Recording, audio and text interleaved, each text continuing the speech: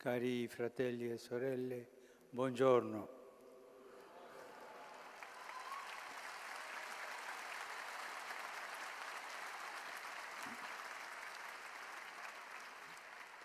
Dopo aver preso in esame la sapienza come primo dei 7 doni dello Spirito Santo, oggi vorrei puntare l'attenzione sul secondo dono, cioè l'intelletto.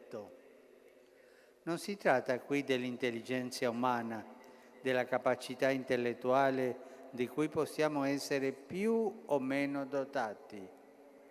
È invece una grazia che solo lo Spirito Santo può infondere e che suscita nel cristiano la capacità di andare al di là dell'aspetto esterno della realtà e scrutare le profondità del pensiero di Dio e del suo disegno di salvezza.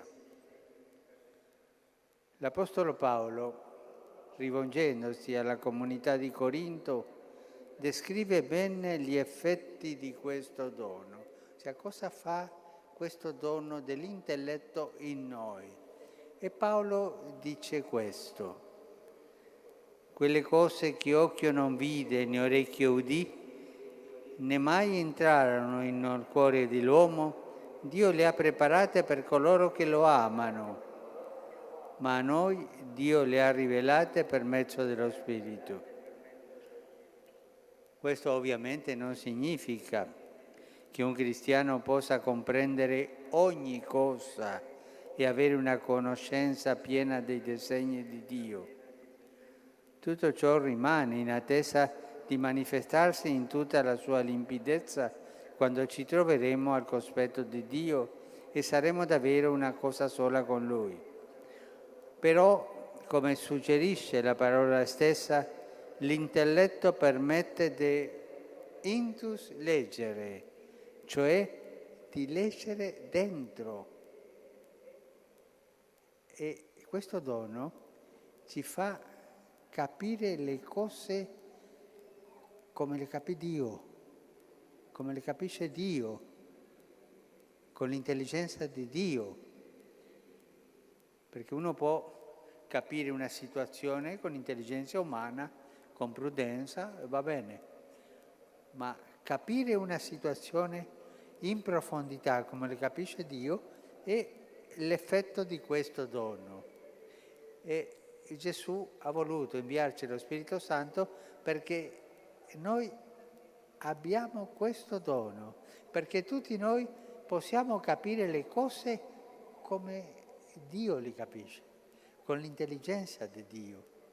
È un bel regalo che il Signore ci ha fatto a tutti noi.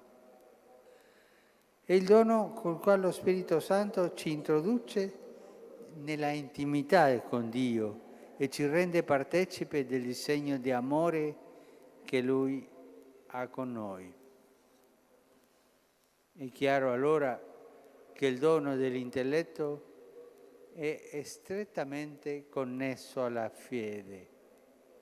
Quando lo Spirito Santo abita nel nostro cuore e illumina la nostra mente, ci fa crescere giorno dopo giorno nella comprensione di quello che il Signore ha detto e compiuto.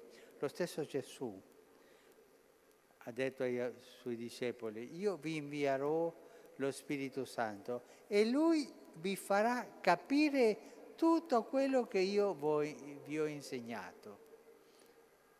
Capire le insegnanze di Gesù, capire la sua parola, capire il Vangelo, capire la parola di Dio.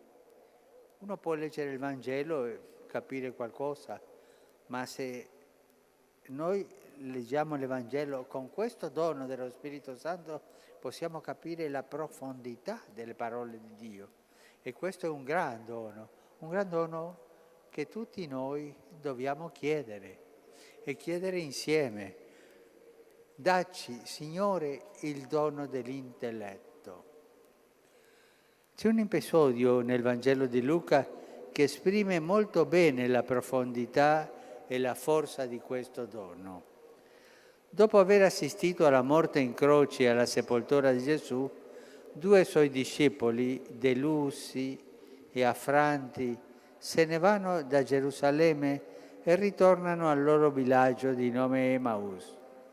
Mentre sono in cammino, Gesù risorto si affianca e comincia a parlare con loro, ma i loro occhi, velati dalla tristezza e dalla disperazione, non sono in grado di riconoscere. Gesù cammina con loro, ma loro erano tanto tristi, tanto disperati che non lo riconoscono. Quando però il Signore spiega loro le scritture perché comprendano che Lui doveva soffrire e morire per poi risorgere, le loro menti si aprono e nei loro cuori si riaccende la speranza. E questo è quello che fa lo Spirito Santo con noi. Ci apre la mente, ci apre per capire meglio le cose di Dio, le cose umane, le situazioni, tutte le cose. È importante il dono dell'intelletto per la nostra vita cristiana. Chiediamolo al Signore che ci dia a tutti noi questo dono per capire come capisce Lui le cose che accadono e per capire soprattutto la parola di Dio nel Vangelo. Grazie.